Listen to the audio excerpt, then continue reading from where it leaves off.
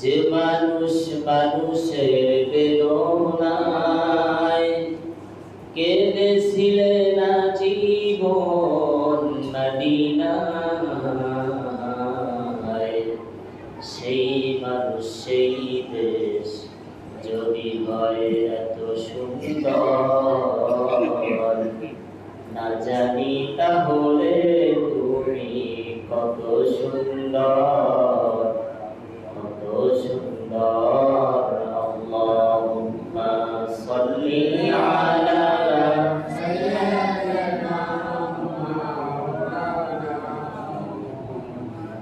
ওয়া আলা আলি সাইয়্যিদিনা। মনটা যদি হইতো প্রবল হাওয়া, হইতো যদি শুভ্র কবুতর,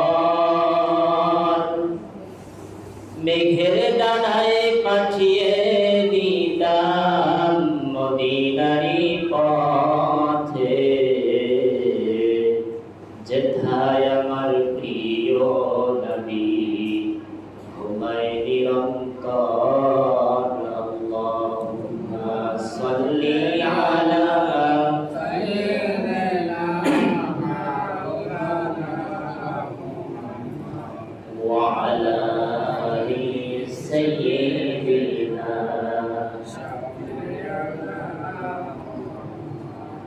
ফীমা ফালাকা উসি নাম সে नबज़ हस्ती बस ईमान उसी नम से है। अल्लाहुम्मा सल्ली अला सय्यिदिना व अला आलि सय्यिदिना।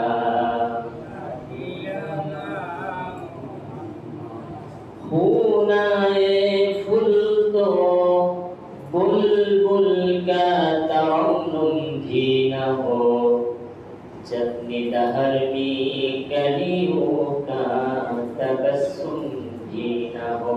बलवल उला बिकमालिही कशफत तुजा बिजमालिही, हसनत जमीउ खिसालिही सल्लु आलाइहि ওয়া আলিহি। সমস্ত প্রশংসা ওই মহান তাবারক ওয়া তাআলার দরবারে, যে আল্লাহ রাব্বুল আলামিন আমাদেরকে সুস্থ শরীরে মসজিদে জামাতের সাথে নামাজ আদায় করার জন্য তৌফিক দান করেছেন। সবাই বলছি আলহামদুলিল্লাহ। নবীজির প্রতি দরুদ সবাই বলি সাল্লাল্লাহু আলাইহি ওয়াসাল্লাম। গত কয়েকদিন ধরে নামাজ সম্পর্কে আলোচনা করতেছিলাম। আজ সেইটি ধারাবাহিকতায় সামান্য কিছু আলোচনা করবার চেষ্টা করব। আল্লাহ পাক যদি তৌফিক দান করেন। আল্লাহ পাক বলছেন, ইয়া আইয়ুহাল্লাযীনা আমানু, হে মুমিনগণ, ইস্তাঈনু বিস-সাবরি ওয়াস-সালাত, তোমরা নামাজের মাধ্যমে ধৈর্যের মাধ্যমে আল্লাহর কাছে সাহায্য প্রার্থনা করো। ইন্নাল্লাহা মা'আস-সাবিরিন, নিশ্চয় আল্লাহ ধৈর্যশীলদের সাথে আছেন। এরপরে আয়াতে আল্লাহ পাক বলছেন, ওয়ালা তাকুলু লিমান ইউকতালু, তোমরা এই কথা বলো না যে তারা মৃত, ফি সাবিলিল্লাহ, যারা কিনা আল্লাহর পথে জিহাদ করে আমওয়াত মৃত্যুবরণ করেছে। ওয়ালা তাকুলু লিমান ইউকতালু ফি সাবিলিল্লাহ, আল্লাহর পথে জিহাদ করে কোরআনের জন্য, ইসলামের জন্য, দ্বীনের জন্য, সুন্নতে নববীকে টিকিয়ে রাখার জন্য, কোরআনের রাজ কায়েমের জন্য যারা জীবন দিয়েছে, আল্লাহর পথে নিহত হয়েছে, আল্লাহ পাক বলছেন তাদেরকে মৃত বলো না। বাল আহইয়াউ ওয়ালাকিন লা তাশউরুন, বরং তারা জীবিত কিন্তু তোমরা তা উপলব্ধি করতে পারো না, অনুধাবন করতে পারো না। এরপর আল্লাহ পাক বলছেন ওয়ালা নাবলুওয়ান্নাকুম বিশাইইম মিনাল খাউফি ওয়াল জু'i ওয়া নাকসিম মিনাল আমওয়ালি ওয়াল আনফুসি ওয়াস সামারাত। আল্লাহ বলছেন ওয়ালা নাবলুওয়ান্নাকুম, লাম তাকিদ নুন তাকিদ, মানে অবশ্যই অবশ্যই আমি আল্লাহ পরীক্ষা করব তোমাদেরকে, ক্ষুধার মাধ্যমে, ভয়ের মাধ্যমে, জান মালের ক্ষতির মাধ্যমে, এইগুলো দিয়ে তোমাদেরকে পরীক্ষা করা হবে।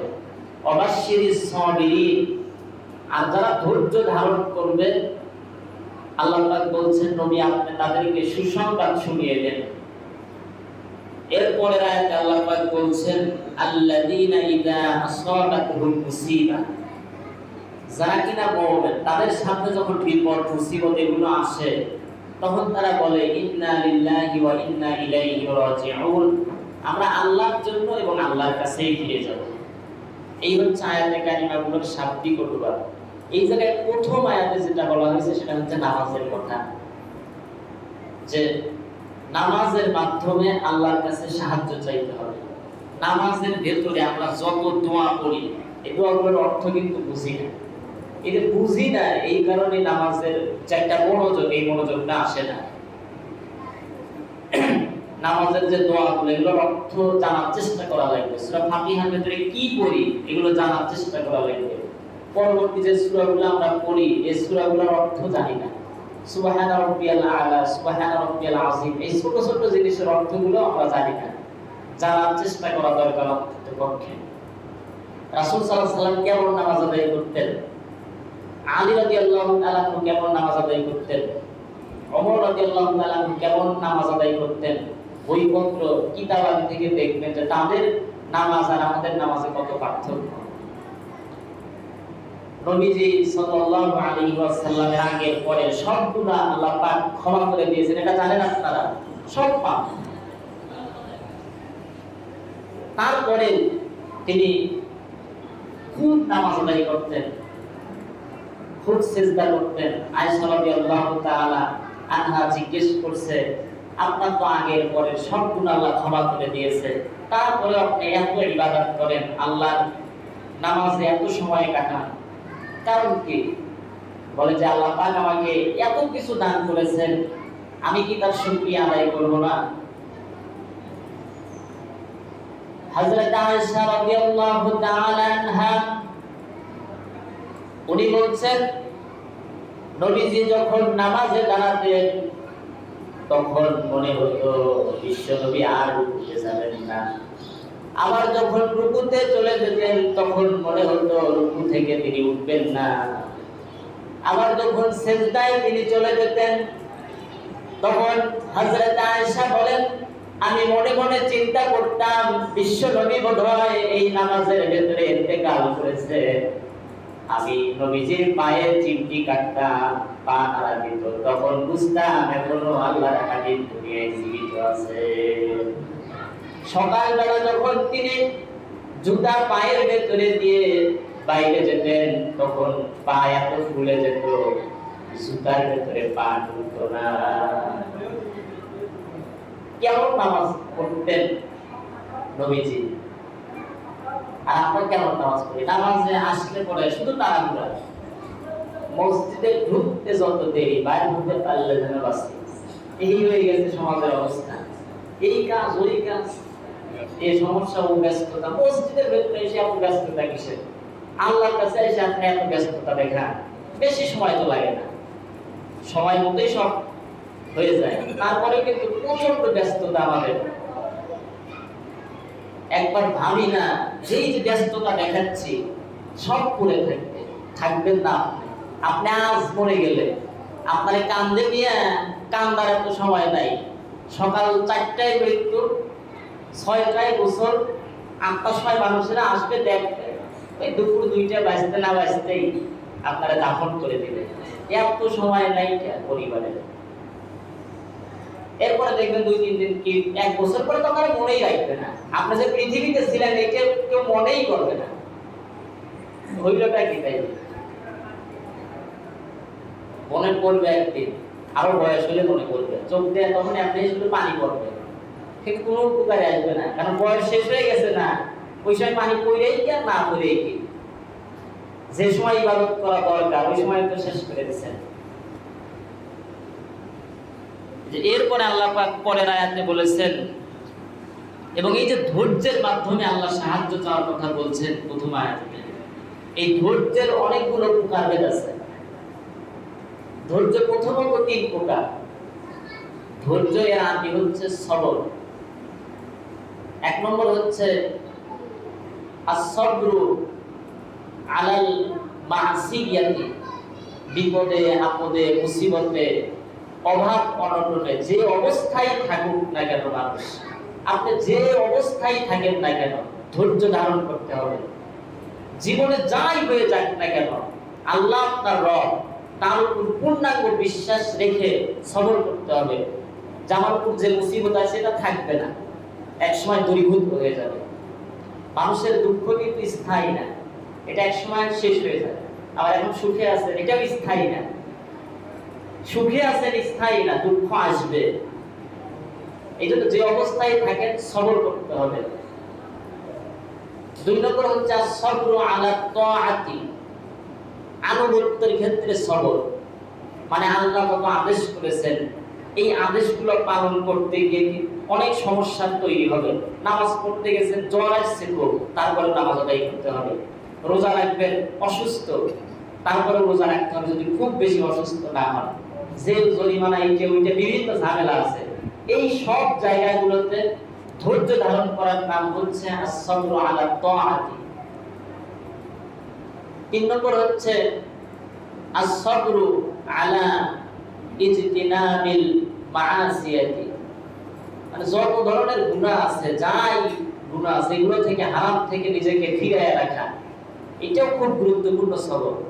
হারাম থেকে বেঁচে থাকা এটা কিন্তু কম গুরুত্বপূর্ণ না। সমাজের চতুর্দিকে যখন ছয়লাম হারামে এইটা ওইটা, তখন আপনি নিজেকে এর ভেতর থেকে পরিষ্কার রাখা এটা কম ব্যাপার না। এবং আপনার কত বড় দাড়ি আছে, কত বড় টুপি আছে, এটাই আপনার তাকওয়ার মূল ভিত্তি না। আপনার কাছে আল্লাহর মর্যাদা, আপনি তাহাজ্জুদ করেন, 5 ওয়াক্ত নামাজ পড়েন, অনেক ভালো ভালো আমল করেন, এইটাই শুধু আপনার মানদণ্ড না আল্লাহর কাছে বড় হওয়ার জন্য। কোরআন সুন্নাহ বিশ্লেষণ করে যেটা বোঝা যায়, আলেমরা যেটা বলে, আপনার মর্যাদার সর্বোচ্চ মানদণ্ড হচ্ছে আপনি হারাম থেকে ফিরে আসছেন। এইটা অনেক গুরুত্বপূর্ণ।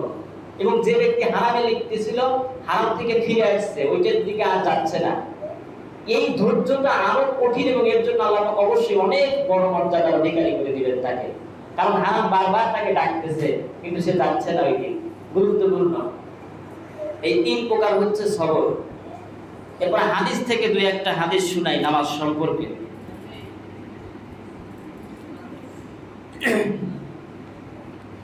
হযরত আবু হুরায়রা রাদিয়াল্লাহু তাআলা আনহু থেকে হাদিসটি বর্ণিত।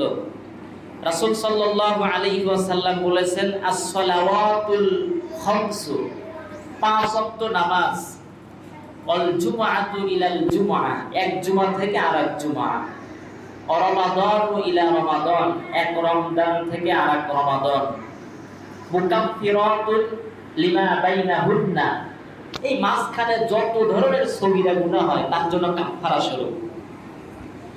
ইযা ইজতানিবাত আল কাবাইর, যদি লোকটি কবিরা গুনাহ না করে, অর্থাৎ এক জুমা থেকে আরেক জুমা মাঝে যত গুনাহ হবে, এক রমজান থেকে আরেক রমজান, অর্থাৎ রমজানুল মুবারক মাস থেকে আরেক রমজান, এক বছরে যত গুনাহ হবে, যদি আপনি 5 ওয়াক্ত নামাজ ঠিক মতো জামাতের সাথে আদায় করতে পারেন, যত সগীরা গুনাহই হোক না কেন আল্লাহ সব ক্ষমা করে দিবেন নামাজের বদৌলতে।